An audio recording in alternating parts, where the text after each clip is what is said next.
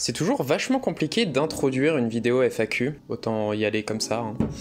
Hello tout le monde, alors oui, il faut bien que je l'avoue, aujourd'hui je suis fatigué. La semaine dernière a été chargée avec les annonces d'Apple à traiter et les vidéos à sortir, et en parallèle, cette semaine, je suis en train de préparer le dernier examen de ma vie. Ça fait vraiment bizarre, mais voilà, j'ai un petit peu la flemme de me lancer dans un nouveau script ambitieux. Mais y a pas de souci, comme tout vidéaste sur internet qui se respecte, je vais convertir ma flemme en FAQ. Oui, parce que c'est toujours pour cette raison qu'on fait une FAQ, hein, il faut le savoir. Enfin voilà, j'ai une petite fiche Notion avec une liste des questions que vous m'avez posées sur Twitter. Comme d'habitude, n'hésitez pas à aller me suivre là-bas si vous voulez vous tenir au courant de mes actualités et de mes conneries aussi, tout simplement. Et comme toujours, merci pour vos questions et vraiment désolé de ne pas pouvoir répondre à tout le monde, mais j'essaie toujours de couvrir un peu tous les sujets. Vous regardez Nightech, c'est Thomas et aujourd'hui on est parti pour répondre à vos questions.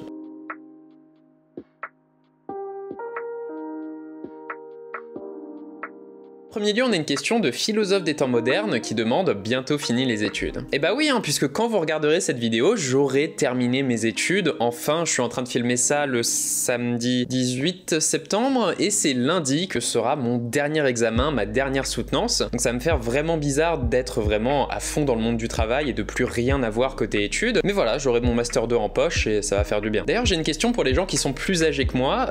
Est-ce qu'un jour, on se débarrasse de cette impression d'être un enfant qui fait semblant d'être un adulte? Je l'ai toujours très clairement ça. Et justement dans la continuité, on a une question de Victor qui demande est-ce que tu vas continuer à travailler chez WeThings ou est-ce que tu vas te lancer à temps plein sur YouTube? Vivre de YouTube, être à temps plein sur YouTube, sur ce qui est ma passion en fait, c'est vraiment un rêve. Et vu là où j'en suis actuellement, je commence à en entrevoir la possibilité, encore très lointaine pour l'instant, mais elle est bien là. Ma réflexion à l'heure actuelle, c'est que ce serait définitivement une occasion manquée de ma part de pas essayer de le faire à un moment donné. Le truc c'est qu'en parallèle, j'ai aussi un loyer à payer, j'ai envie d'avoir toujours de l'argent à dépenser. Donc je pense que je vais au moins essayer de faire mes années de junior en marketing, chose assez importante sur un CV dans le domaine, avant d'essayer de me lancer dans ce projet-là, qui sera super cool bien entendu. Enfin voilà, je pense que je vais continuer à travailler quelques années, que ce soit chez WeThings ou ailleurs, mais ce sera très probablement chez WeThings, étant donné que j'adore l'entreprise et qu'on a des trucs très cool en préparation. Ensuite, on a une question d'Alexandre Gonzalez qui me suit depuis quelques temps, donc ça me fait vraiment super plaisir de toujours te voir là, qui demande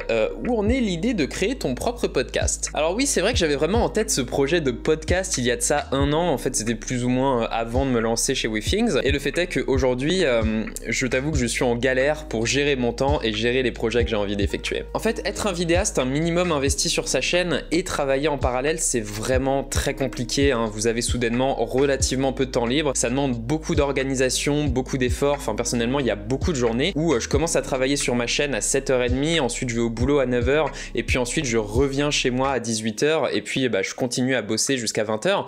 C'est vraiment un rythme qui est pas évident, qui est très intense et c'est pour ça que je suis admiratif de vidéastes comme Brandon Le Proctor. J'ai l'impression de parler de lui à chaque fois, mais le mec il continue de bosser et il a une chaîne qui en est vraiment au stade pro quoi, donc enfin voilà, assez impressionnant. Donc voilà, le projet de podcast il est totalement en veille pour l'instant et je pense d'ailleurs que si je me lançais dans quelque chose de nouveau, actuellement ce serait plutôt un TikTok ou un Instagram. Ça pourrait être très sympa de tenter des trucs sur ces plateformes là. Ayez une vraie appréciation pour vos vidéastes qui doivent travailler en parallèle parce que c'est vraiment pas évident, je vous le promets. Alors ensuite on a une sélection de questions de Clément Hardy qui en a posé plusieurs et qui les a résumées en un tweet. La première, prendras-tu les prochains pixels, voire les autres produits avec? Définitivement le Pixel 6, je vais m'arranger pour l'avoir. La seconde, as-tu des projets coûteux pour l'avenir de ta chaîne, des nouveaux formats, ce genre de choses? Comme je viens de l'expliquer en fait, des nouveaux formats là tout de suite, pas forcément, je pense que j'ai des évolutions de mon format actuel qui arrivent et des projets coûteux. Personnellement je pense que vous comprenez que je suis plus intéressé par la réalisation de scripts que par la partie vidéo en elle-même. Ce que j'apprécie c'est de partager avec vous ce que j'ai à dire en matière de technologie. Je me vois pas devenir une boîte de prod, une boîte de test, vous savez, super high-end, super quali, avec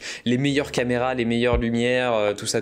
C'est plus le côté artistique qui m'intéresse en fait presque. Et enfin, question vraiment intéressante, que penses-tu de ton type de travail sur YouTube? C'est une question qui a vraiment résonné avec moi étant donné que ces derniers temps et notamment cet été, j'ai été un peu en burn-out de YouTube étant donné que je savais plus trop ce que j'entendais apporter et ce que je voulais faire de ma chaîne en fait au final. J'ai donc pris une petite pause et j'ai réalisé que ce que je voulais apporter avec YouTube, c'était vraiment d'accompagner cette transition qu'on commence un petit peu tous à vivre, j'ai l'impression, dans la sphère tech, où la question c'est vraiment plus les performances, c'est vraiment plus la qualité photo, c'est vraiment plus des choses qui sont très dures et factuelles en fait, c'est plutôt qu'est-ce qu'on a envie de faire avec la technologie, vers quoi on a envie de la diriger, quels sont nos rapports en tant qu'être humain avec la technologie en fait, et c'est ces sujets-là qui sont peut-être un petit peu plus abstraits, un petit peu plus relatifs, un petit peu plus subjectifs, que j'ai envie de couvrir, que je m'emploie à couvrir ces dernières semaines d'ailleurs, et j'ai l'impression que c'est quelque chose de différenciant quelque part. Je prétends pas être un pionnier, hein, Léo Duff a ouvert la voie là-dessus, et il y en a d'autres qui commencent à se diriger vers ça,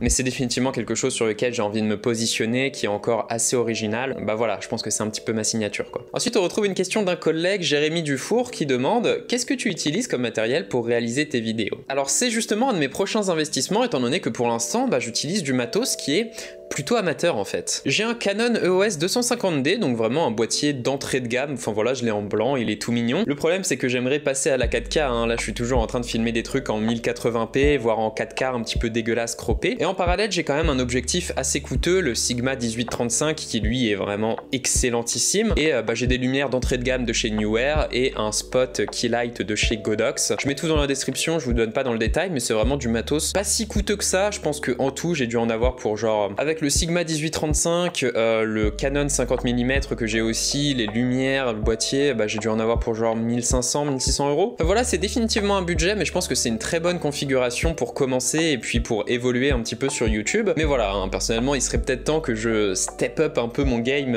en matière de qualité vidéo, étant donné que c'est pas encore au top, faut bien l'avouer. Ensuite, on retrouve une question de Faline qui demande « Est-ce que tu t'intéresses à l'efficacité énergétique des appareils que tu utilises ?» Et PS, j'ai créé un Twitter pour te suivre davantage. Merci à toi, ça me fait super plaisir.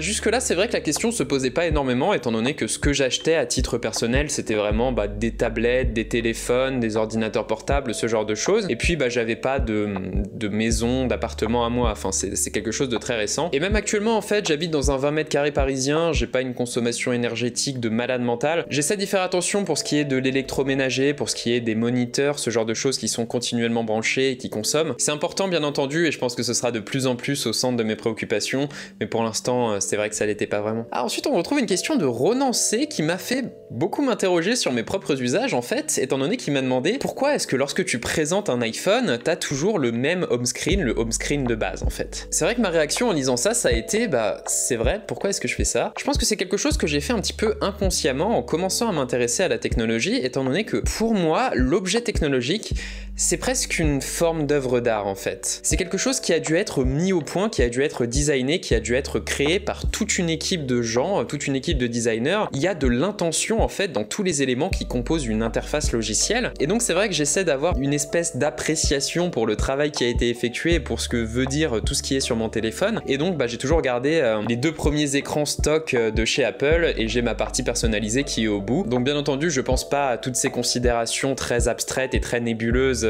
quand j'utilise mon téléphone au quotidien. Aujourd'hui c'est juste une question d'habitude, mais je pense que c'est un petit peu parti de là. En tout cas c'est vrai que je suis toujours impressionné de me dire que absolument le moindre détail d'une interface a dû être pensé et réfléchi, et je trouve ça assez impressionnant, et je pense que c'est cette impression que j'essaie de conserver en gardant les choses stock à la base. Ensuite on a une question de Théo @HonorFC qui demande des feats YouTube de prévu. De prévu en dur, pas encore pour être honnête. C'est vrai que j'ai eu tendance à être un vidéaste dans son coin qui fait ses trucs, qui écrit ses scripts et tout ça, mais c'est vrai que j'aimerais de plus en plus m'ouvrir à la sphère tech pour échanger un petit peu avec les autres créateurs, ce genre de choses, et j'apprécierais beaucoup de faire des feats avec des gens comme Nacrium que j'admire toujours autant, avec des gens comme Marty par exemple qui fait des vidéos de fou depuis qu'il s'est lancé à temps plein sur YouTube. J'y pense, j'attends d'avoir des projets qui sont pertinents ou pour faire intervenir d'autres personnes. Enfin voilà, j'adorerais, c'est pas encore dans les cartons, mais j'aimerais bien. Ensuite on a droit à une question de Dark MZ qui me demande de faire une liste des 5 impacts positifs ou négatifs de la technologie dans mon quotidien. Je t'avoue que je saurais pas faire une liste des impacts qu'a la technologie sur mon quotidien là tout de suite, étant donné que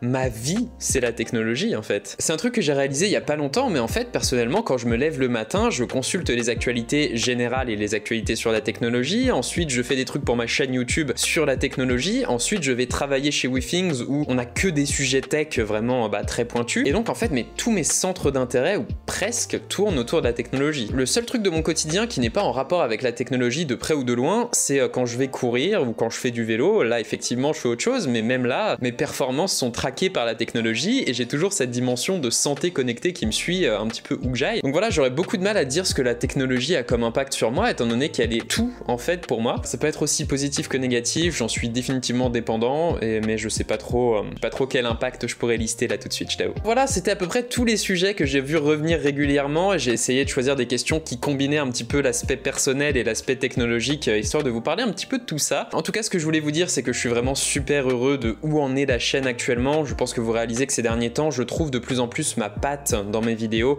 et c'est incroyablement épanouissant en fait de vraiment commencer à me retrouver pleinement dans ce que je fais sur YouTube. C'est assez incroyable, c'est grâce à vous et je vous en remercie. J'ai l'impression de jamais assez vous remercier, c'est un truc de fou, mais bah vraiment, merci à vous.